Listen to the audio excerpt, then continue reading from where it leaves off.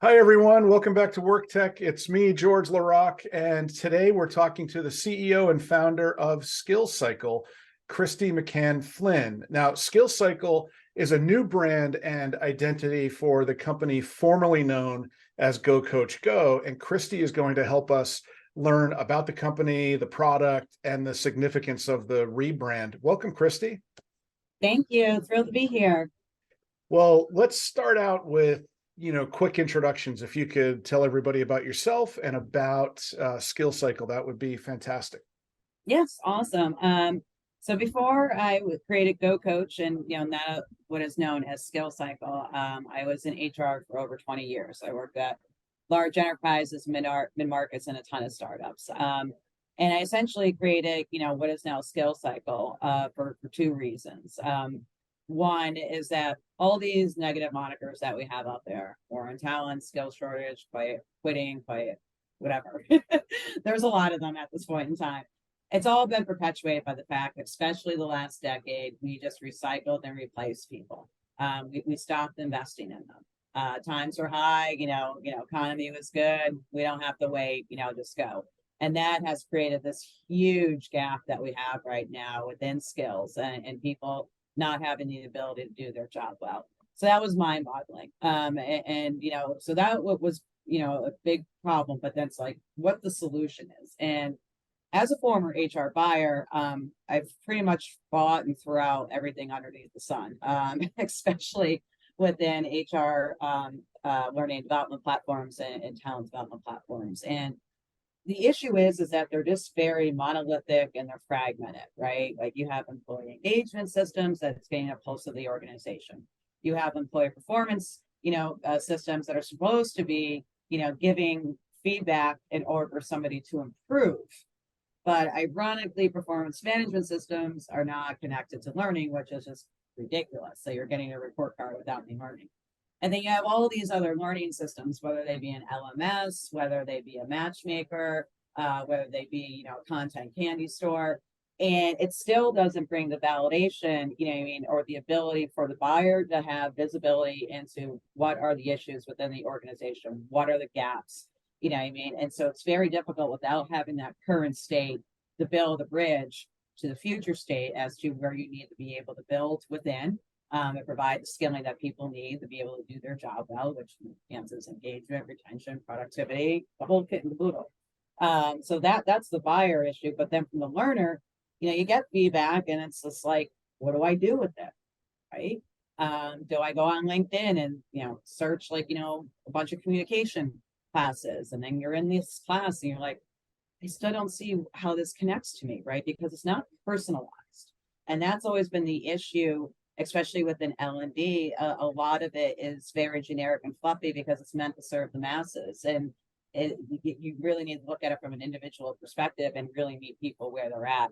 So I, left corporate after 20 years and became an entrepreneur to fix this. And, now 5 years later, we're doing well, and we led with GoCoach. And yes, I need to update my pillow. We led with GoCoach because we wanted to lead with learning. Get in there, be able to use, some data to yield the development that people needed. But now with SkillCycle, we're taking on the entire stack, that lies within development, which is engagement, which is actual performance management, and which is actual learning. So we're tying it together in one stack that we're calling human capital development, similar to how you have human capital management, which for payroll, HRIS, benefits, that's all in one place, and it should be. The data of people about their skills and ability and agility needs to be tethered and connected to the actual outcomes, which lies in the personalized learning. And so we have consolidated that stack into one ecosystem to bring data and development together. Okay. So, what brought us to the conversation was the rebrand conversation, but it sounds like there's a lot more that drove the rebrand. It was that you've talked a lot about, well, both the market and the product. Was it this category that you're focused on that brought you to, okay, we need a new brand, or what was the impetus behind that initiative? Yeah, this has always been the North Star. We Okay. were going to start with learning first, you know what I mean, with our coach marketplace and learning experience platform to be able to get all the workflows for the buyers, for the learners, for the coaches, you know what I mean, together, you know what I mean, which is driving high adoption, right? Most, you know, learning systems, it's great if they could get 5 to 10% adoption. We're yielding in the 90s because like we're using tech enablement, not replacement, right? Which is much different. We're naturally going into what's happening at work and just being able to, you know, play it out in a very easy, you know, platform, which I think is key. And as much as I, you know, and as we've been building and evolving, you know, to both to SkillCycle to, you know, essentially create this new category of human capital development. But you know, when I came up with the name of GoCoach 5 years ago, I didn't envision what that name would become. And unfortunately, everybody's a coach right now. And that's we're legitimate. Like, you know, these are credentialed coaches focused on skilling. Yeah. Like, you know what I mean? I can't control the Prince Harrys of the world that are apparently now a coach, you know what I mean, or some of the other ones that are out there, like, you know what I mean? And my job is to protect not only the integrity of my organization, but the integrity of the many coaches that are skilled and qualified that are helping people, you know what I mean, unlock, you know, their potential. And so knowing that we were becoming this full ecosystem and that we are getting caught up in whatever the name coaching is becoming, and it really GoCoach really doesn't show the significance. Like I always like a name that shows what you're doing. So like you don't have to like think about a name. Like, you know what I mean? It's like, oh, I get it. Like, you know what I mean? So Yeah. SkillCycle really came into play because we're taking the whole component of the employee life cycle. Like, you know what I mean? From the minute they're onboarded, you know, with succession planning, career planning, performance management, engagement, promotion, demotion, reorg, what have you, all the cycles of an employee culminate underneath one hub, you know what I mean, that really drives, you know what I mean, that data and development that's there to be able to get them the skills that they need to be able to do their job, that attaches to goals, you know, the company goals and the personal goals. And that's significant too. None of this stuff out there really attaches to goals, right? It becomes like this nice to have. And it's why L&D is always struggling. Like, is it a nice to have or a need to have? And it's an absolute need to have, right? It's like a tool, like a computer in your phone. You need to do this to be able to do your job. And so when you embed it, it becomes absolutely critical to the flow of work. And that's essentially what we're doing. So as much as I love the GoCoach name, SkillCycle really truly shows, you know, who we are now and, you know, what we're going to continue to be. Yeah. So um, that makes a lot of sense. And understanding, you know, where you fit or the different places that you fit in the employee life cycle. What about if I'm, you know, an HR leader, how should I be thinking about SkillCycle and my tech stack? Like, where does this fit in comparison to the other tools that I have? You mentioned a little bit, but Yeah. if you could unpack that a little more. Yeah, no, it sounds good. So the good news on the short side of it is that, you know, HR that was always struggling to get money and, you know, having conversations with their CFO as to why they need something. I'm about to solve a big problem for you. I could reduce your tech stack significantly, all in one ecosystem. So not only do you save a boatload of money when you train and retain people and engage them and get them the skills they need to do their job, now you're going to save a boatload of money of getting rid of a lot of nonsense that you don't need. So the way that, you know, we're looking at the tech stack, you know, ecosystem, like, you know, when I was in mid-market companies, I had anywhere from 7 to 12. When I was in large enterprise, I mean, I think I yielded close to 25. I mean, sometimes you don't even know what you have, right? And then when you Right. figure out what you have, then you got to look at the engagement. And 9 out of 10 times the engagement is always low. And it's just like, why are we using this? Like, it's not working. Like, you know what I mean? And then you have to go through the process of ripping stuff out. I mean, I ripped out Cornerstone at least half a dozen times. It is painful, but it's exhilarating because the amount of money that you save and then it can lead to other opportunities. And so right now, the ideal tech stack, especially for mid-market, like around 200 to 5,000 employees, should literally be between 3 to 5, right? You have your ATS, your applicant tracking system, check, like, you know what I mean? This is how you bring people in. You have your HCM, you know, human capital management, HRIS payroll, you know, benefits, check, right? Now, some HCMs have performance stuck underneath there. And the only reason that performance management is stuck underneath there is to tie to merit pools and finance. And that's why development data really dies. right? Because it's Hmm. more of a finance tool than an actual development and performance tool. And that's where the disconnect is. But not all HCMs have that, some do. But then you look at the other side of the coin, like, you know, I mean, you have engagement systems, performance management systems, LMSs, coaching, suites, like, you know, I mean, mid-market talent development suites, tether systems, like all this stuff, uh, like all not put together, right? Right. And it just becomes mind-boggling, like, you know what I mean? And so we're taking the other path, like, you know what I mean? And then that's what we're calling you a capital development. When we have an engagement suite, we have a performance management suite, we have a coach marketplace, we have a learning experience platform, you know what I mean? We have the mentoring component, and it's all in an ecosystem. They're not disparate suites. They all are tied together based on the data of the employee, and showing the progression paths that we're getting from engagement, that we're getting from performance management, that we're able to drive into the learning experience platform with the coach marketplace. And so it's really flipping it in a way of not just one ecosystem, but it's being driven by the employee and by the data, and then what the overarching goals within the organization, and then connecting to how they're going to do it. So as I said earlier, HR doesn't have a really good state in their organization because of all these disparate systems. I mean, I can't tell you the amount of bottles of wine and pivot tables I've done in 20 years trying to make all these things work just to get a good snapshot. We have built that bridge, with this one ecosystem for them to be able to get the learning that they need, reduce these tech stacks, have visibility, true visibility into your organization, start to play offense for buyers and for learners, and to do what you need to do. We're not being held back by the Silicon Valley, snake oil that I bought into, like, because I had to. They never talk to a buyer. They never talk to the learner. Instead, they continue to say, yeah, HR sucks. They can't do their job. No, I don't suck, right? I have 1,001 jobs and I have 1,001 systems. Guess what? I'm always going to have 1,001 jobs, but if I can reduce the systems, that's great. And it'll probably reduce some of the jobs that I have to do, because I'll be able to be visible and proactive to what I need to do within an organization. Right. So you're reducing a lot of the friction that gets caused by having all these different systems in place, and the crux of the job, leadership development, it gets lost in that. So who is your ideal customer? Or I'm sure there are a few different types, but what do they look like? What do those customers present? Yeah. So we're pretty agnostic, but we are our sweet spot right now, and we'll continue to be within that 200 employee to 5,000 employee. Okay. So like a growing, mid market. Why? 9 out of 10 times, HR and L&D departments are often resource restrained, right? It's like hire, go, go, go. It's like, okay, fire, rehire. Like, it's crazy. Like, for any company that's like.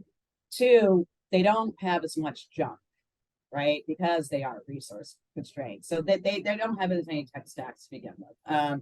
And so we're really able to easily go in, be able to do it all, show it all, and help them scale and grow, as an organization, as an HR and L&D team, and as, for all the employees. And so, the results are pretty, easy, just with the adoption, like it makes sense, like, as to why somebody's doing something.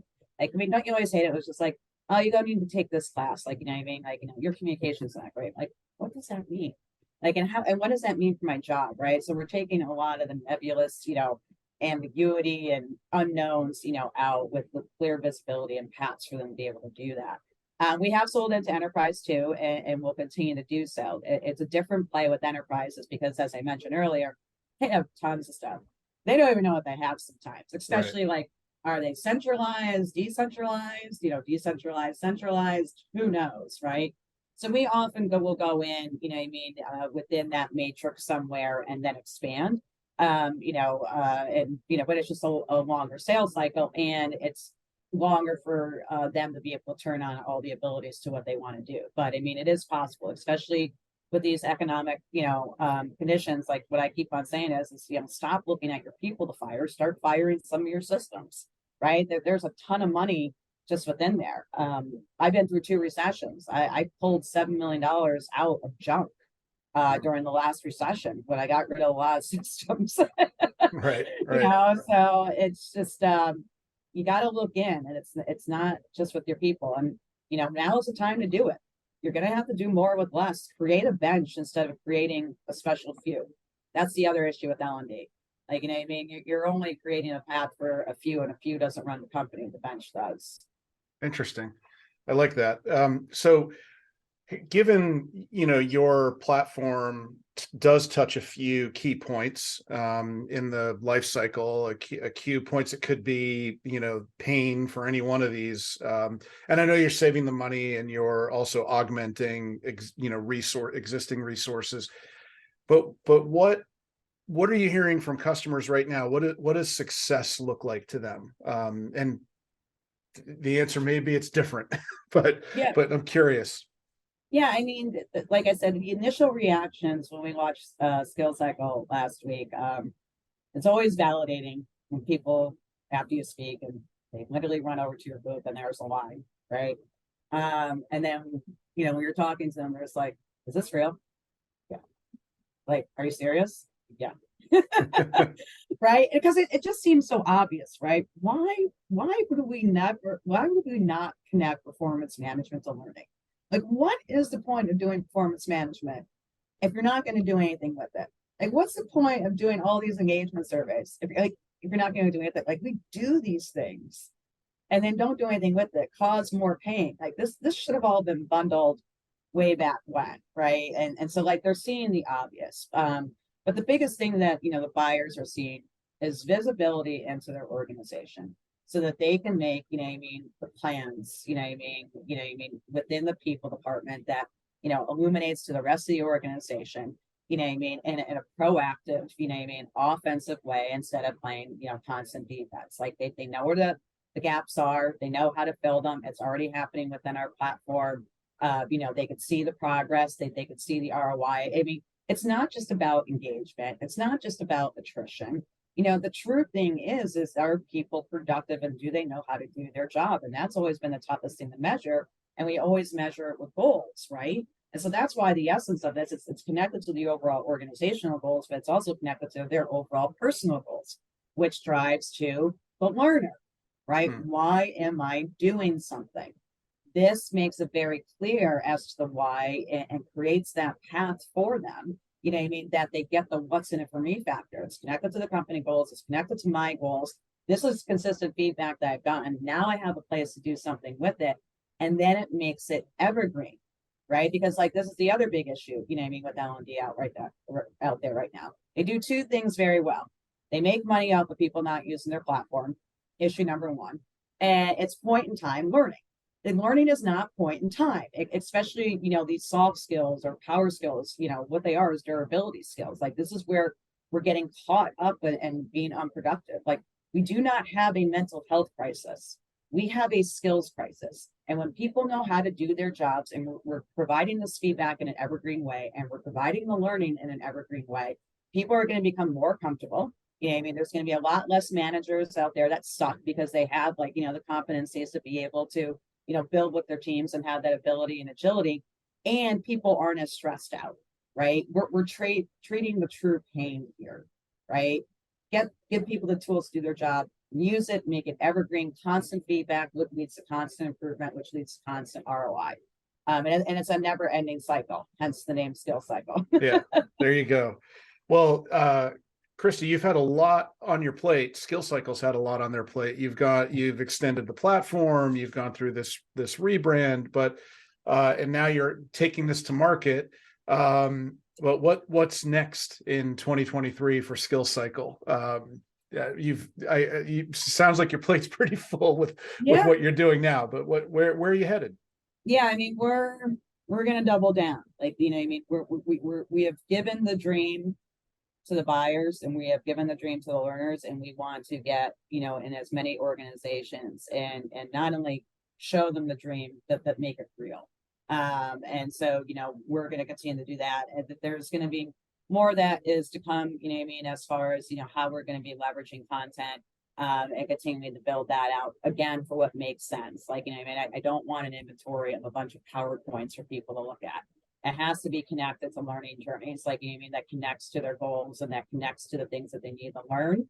And so, I mean, we're being very thoughtful as we continue to build out, the content component of the learning experience platform as a reinforcement again, and not as a replacement. And that makes sense to their job. But I think what we have is really special. I mean, I think like creating this category of human capital development is huge.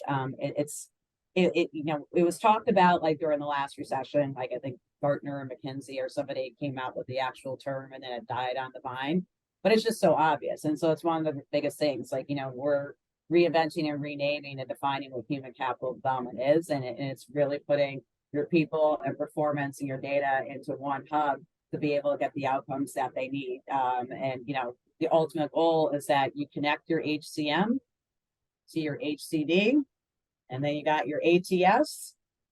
That's a pretty good tech stack. There you go. Easy. So where can folks, what's the best place to go to learn more or find out more? Yeah, so we're SkillCycle.com, and we are ready and waiting for many more people to come in.